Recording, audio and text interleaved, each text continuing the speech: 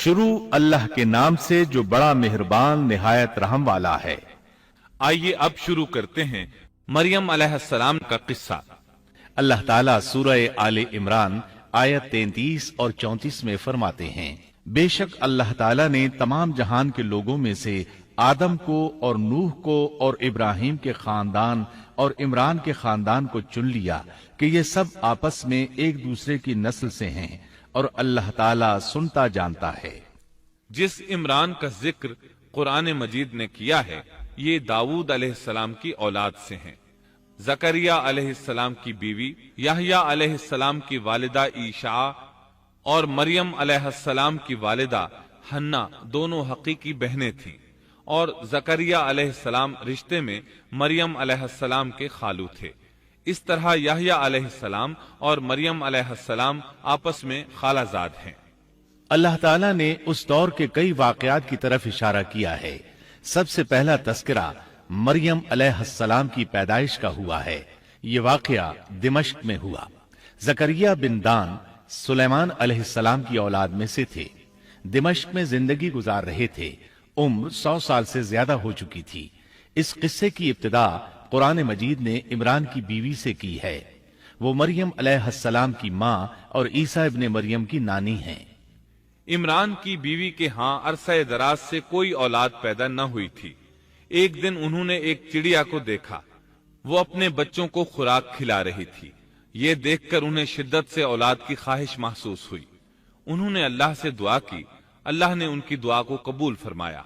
چنانچہ جب بچے کی ولادت کا وقت قریب آیا تو انہوں نے ایک نذر مانی۔ سورہ آل عمران آیت 35 میں اللہ تعالیٰ فرماتے ہیں، جب عمران کی بیوی نے کہا، اے میرے رب، میرے پیٹ میں جو کچھ ہے اسے میں نے تیرے نام آزاد کرنے کی نذر مانی ہے، تو میری طرف سے قبول فرما، یقیناً تو خوب سننے والا اور پوری طرح جاننے والا ہے۔ انہوں نے اللہ تعالیٰ سے اولاد کی دعا کی۔ اللہ تعالیٰ کے حکم سے جب انہیں بچہ پیدا ہونے کی امید ہوئی تو انہوں نے نذر مان لی کہ جس بچے کو جنم دوں گی اسے اللہ کے لیے آزاد چھوڑ دوں گی تاکہ وہ بیت المقدس کی خدمت کرے۔ زکریا علیہ السلام اور آل عمران بیت المقدس کی طرف نقل مکانی کر چکے تھے۔ بیت المقدس یہودیوں کی عبادت گاہ تھی۔ یہ ان کا طریقہ تھا کہ اپنی اولاد کے بارے میں بیت المقدس کا خادم بنانے کی نذر مانا کرتے تھے۔ بچہ پیدا ہوتا تو علماء کے سپرد کر دیتے، وہ اسے تورات پڑھاتے تاکہ وہ عبادت کرنے والا بن جائے، بیت المقدس کی خدمت کرے۔ لیکن ان کے ہاں بچی پیدا ہوئی۔ بچیوں کو تو خدمت کے لیے وقف نہیں کیا جاتا تھا۔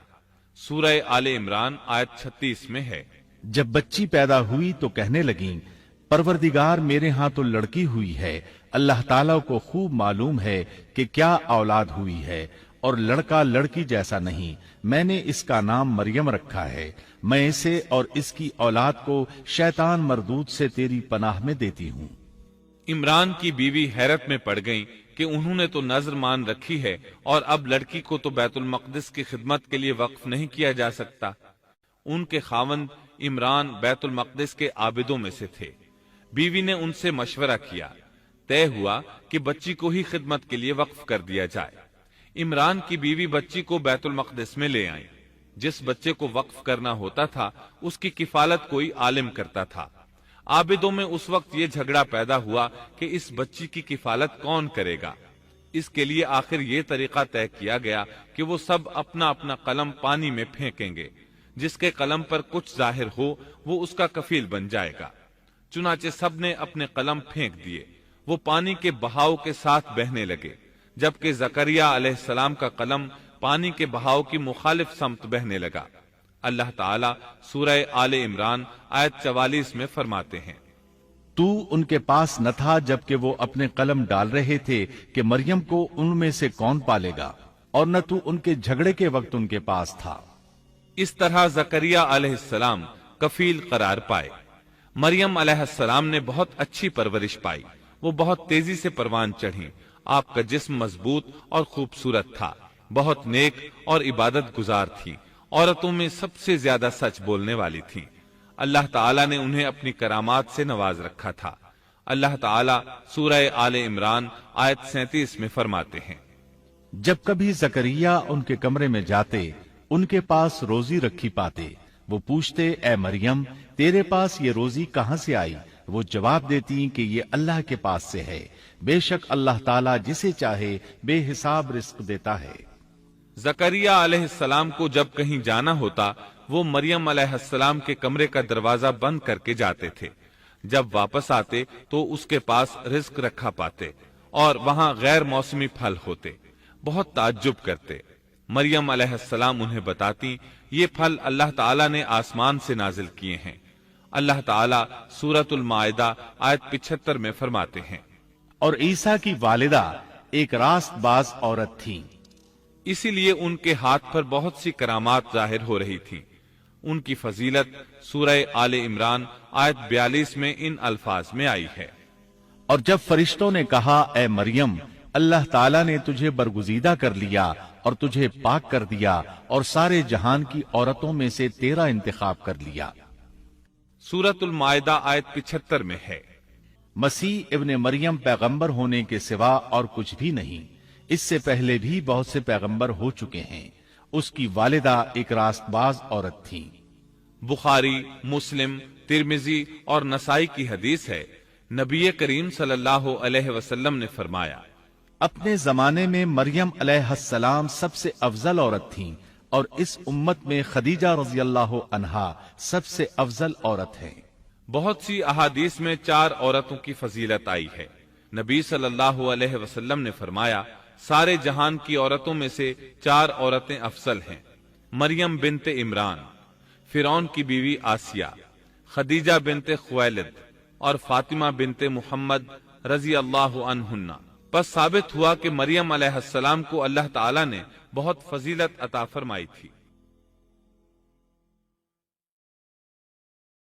محترم سامعین، السلام علیکم ورحمۃ اللہ وبرکاتہ۔ اس بار ہم آپ کے لیے پیش کر رہے ہیں قصص الانبیاء۔ اللہ تعالیٰ نے انسانیت کا آغاز فرماتے ہی انبیاء کا سلسلہ شروع فرمایا۔ انبیاء اور رسول پے در پے آتے رہے۔ کہا جاتا ہے کہ رسولوں کی تعداد 300 سے زائد ہے اور انبیاء کی تعداد 1,24,000 سے زائد ہے۔ گویا اللہ تعالیٰ نے بنی نوع انسان کو سیدھا راستہ دکھانے کے لیے اتنی بڑی تعداد میں انبیاء اور رسول مبعوث فرمائے۔ قرآن کریم کے بیان کردہ قصص حقیقت پر مبنی ہیں، اس لیے دوسرے تمام قصص اور واقعات سے امتیازی حیثیت رکھتے ہیں۔ ان کا تعلق خیالات اور ذہنوں سے گھڑی ہوئی باتوں سے نہیں، بلکہ وہ زمین پر واقع ہو چکے۔ انسانوں نے اپنی زندگی کے مختلف ادوار میں ان کا مشاہدہ کیا، اور پھر یہ واقعات اس لحاظ سے بھی منفرد ہیں کہ عبرت کا باعث ہیں۔ قرآن کریم کے یہ قصص لطف اندوز ہونے کے لیے ہرگز نہیں سنائے گئے، بلکہ ان سے تو بنی نوع انسان کو سیدھا راستہ دکھانا مقصود ہے۔ یہ مقصد تھا کہ انسانیت عبرت پکڑے، روز جزا کے بارے میں آنکھیں کھول لے، ان واقعات کو سن کر اور پڑھ کر اپنا راستہ منتخب کر لے۔ گزشتہ انبیاء کی امتیں جو بھیانک جرائم کرتی رہی ہیں ان سے اپنا دامن بچا لے۔ اسی لیے انبیاء کے حالات سے واقفیت از حد ضروری ہے۔ جب تک ہم انبیاء کے واقعات سے روشناس نہیں ہو جاتے اس وقت تک قرآن مجید تک مکمل رسائی حاصل نہیں کر سکتے۔